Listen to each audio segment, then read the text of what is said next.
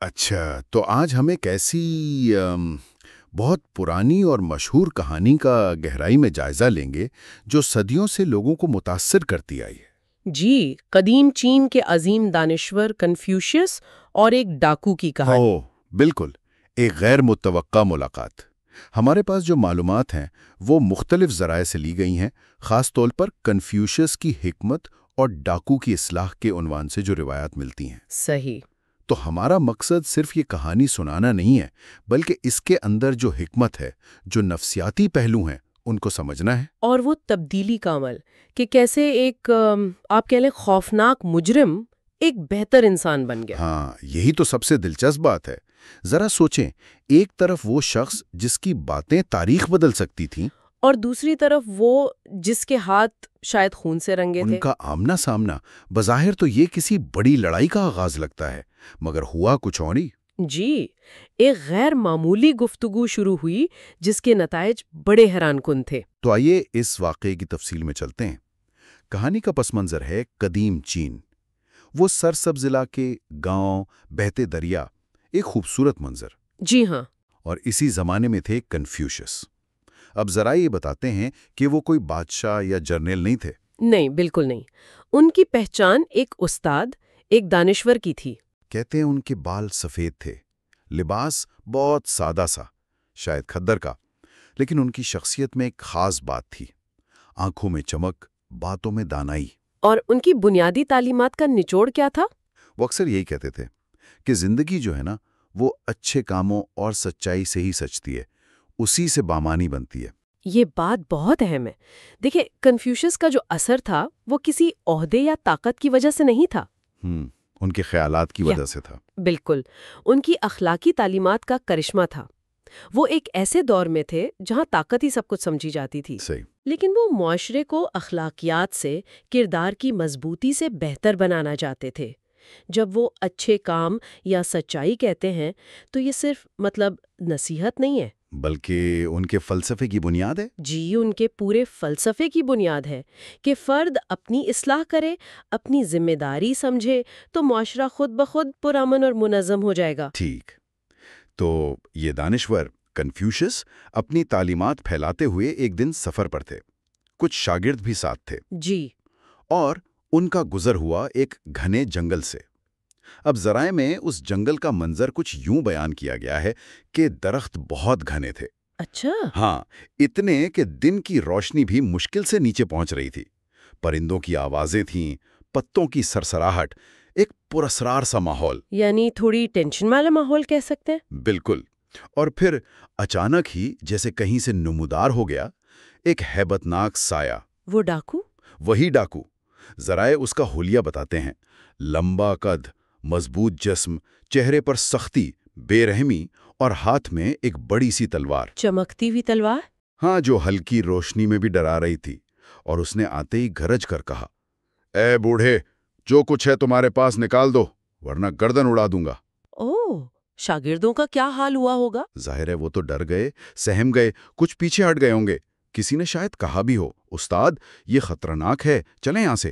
لیکن کنفیوشس؟ وہ وہیں کھڑے رہے، بالکل پرسکون۔ انہوں نے ہاتھ اٹھا کر شاگردوں کو اشارہ کیا کہ خاموش رہو۔ ان کے چہرے پر ذرا بھی خوف نہیں تھا۔ کمال ہے۔ اور یہاں کہانی وہ موڑ لیتی ہے جو کسی نے سوچا بھی نہ ہوگا۔ کنفیوشس نے اس ڈاکو کی آنکھوں میں دیکھا، اور ڈرنے کی بجائے وہ مسکرا دیے۔ مسکرا دیے؟ ایک خونخوار ڈاکو کے سامنے؟ جی ہاں، ایک ہلکی سی مسکراہٹ۔ یہ چیز ڈاکو کے لیے شاید تلوار کے وار سے زیادہ غیر متوقع تھی۔ یقیناً۔ پھر انہوں نے بہت نرمی سے پوچھا، نوجوان، تم یہ سونا چاندی تو مانگ رہے ہو، مگر کیا تم نے کبھی سوچا ہے کہ اصل سچا خزانہ کیا ہوتا ہے؟ واہ، یہ تو بالکل ہی انوکھا سوال تھا اس صورتحال میں۔ ڈاکو بھی، جیسا کہ ذرائع بتاتے ہیں، ایک لمحے کو تو حیران رہ گیا۔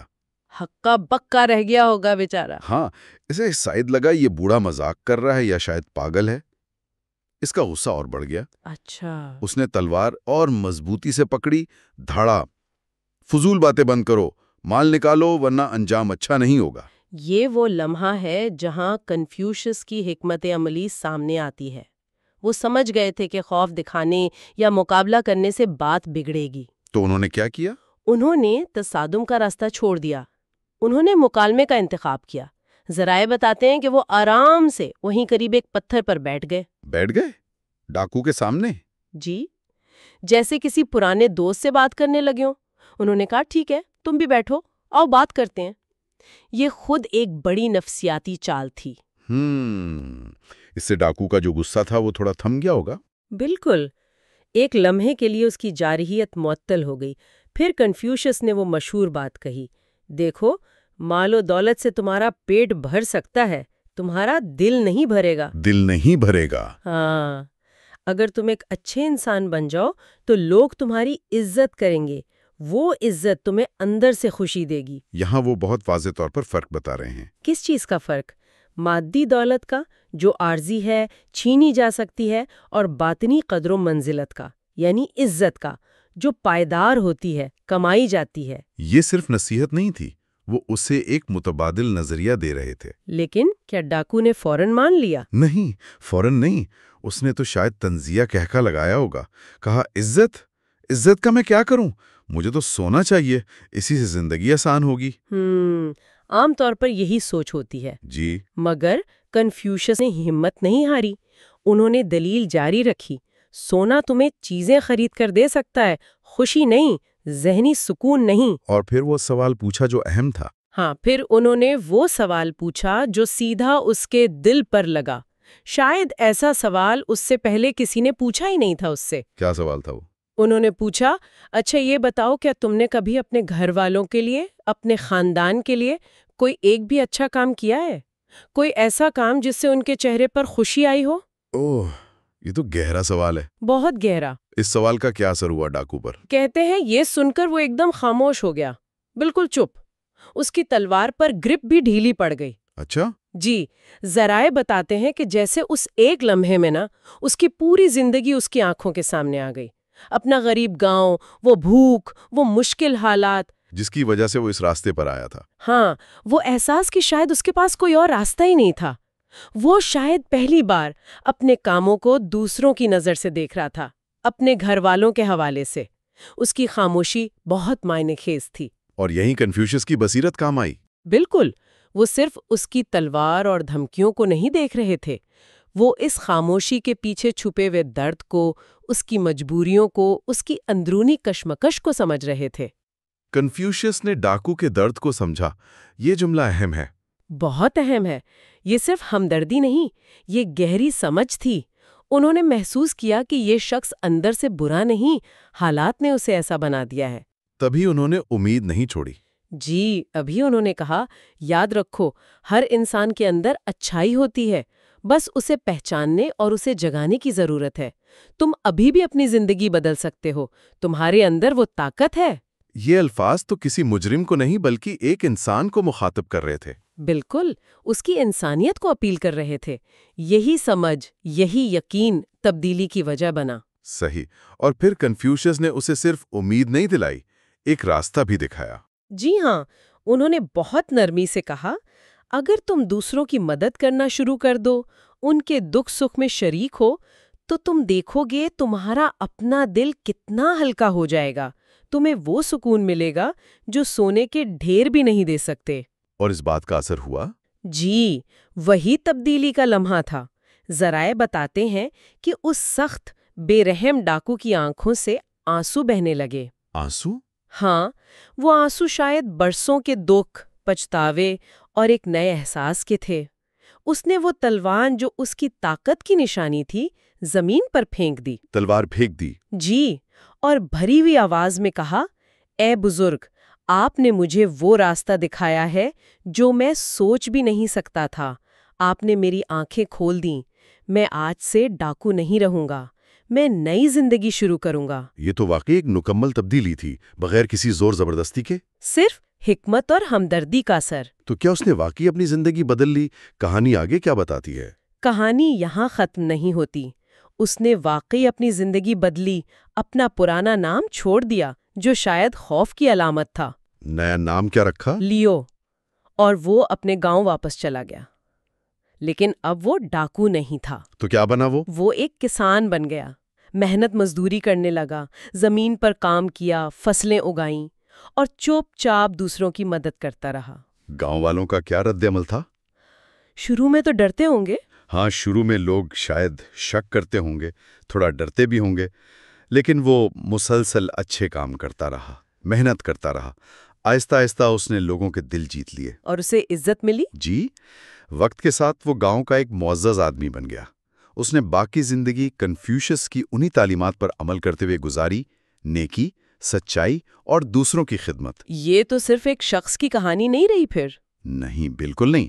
یہ کہانی، جیسا کہ ذرائع بتاتے ہیں، پورے چین میں پھیل گئی۔ ایک مثال بن گئی۔ کس بات کی مثال؟ اس بات کی کہ اصل طاقت تلوار میں نہیں، حکمت اور محبت میں ہے۔ ماخذ میں حکمت اور پیار کے الفاظ ہیں۔ یہ ظاہر کرتا ہے کہ کنفیوشس کا رویہ صرف عقلی نہیں تھا، اس میں گہری انسانی ہمدردی شامل تھی۔ یعنی تبدیلی سزا سے نہیں، سمجھانے سے آتی ہے۔ جی بالکل، افہام و تفہیم سے، ہمدردی سے، اور انسان کے اندر جو اچھائی چھپی ہے اسے جگانے سے آتی ہے۔ یہ کہانی کنفیوشس کے فلسفے کا عملی ثبوت بن گئی۔ یہ بات بھی دلچسپ ہے کہ کنفیوشس نے اس واقعے کو اپنے شاگردوں کی تربیت کے لیے بھی استعمال کیا۔ اچھا، وہ کیسے؟ جب وہ جنگل سے نکلے تو انہوں نے شاگردوں سے کہا، دیکھا تم نے، ہتھیار جسم کو تو زخمی کر سکتے ہیں مگر دل نہیں بدل سکتے۔ صحیح۔ دلوں کو بدلنے کے لیے سچائی چاہیے، سمجھداری چاہیے، ہمدردی چاہیے۔ اگر نیت صاف ہو، طریقہ درست ہو تو کچھ بھی ناممکن نہیں۔ یہ تو بہت بڑا سبق تھا۔ ہاں، اور کہتے ہیں یہ کہانی اتنی مشہور ہوئی کہ بچے بھی سنتے تھے اور کہتے تھے کہ بڑے ہو کر کنفیوشس جیسا بنیں گے، تلوار سے نہیں، حکمت سے دنیا کو بدلیں گے۔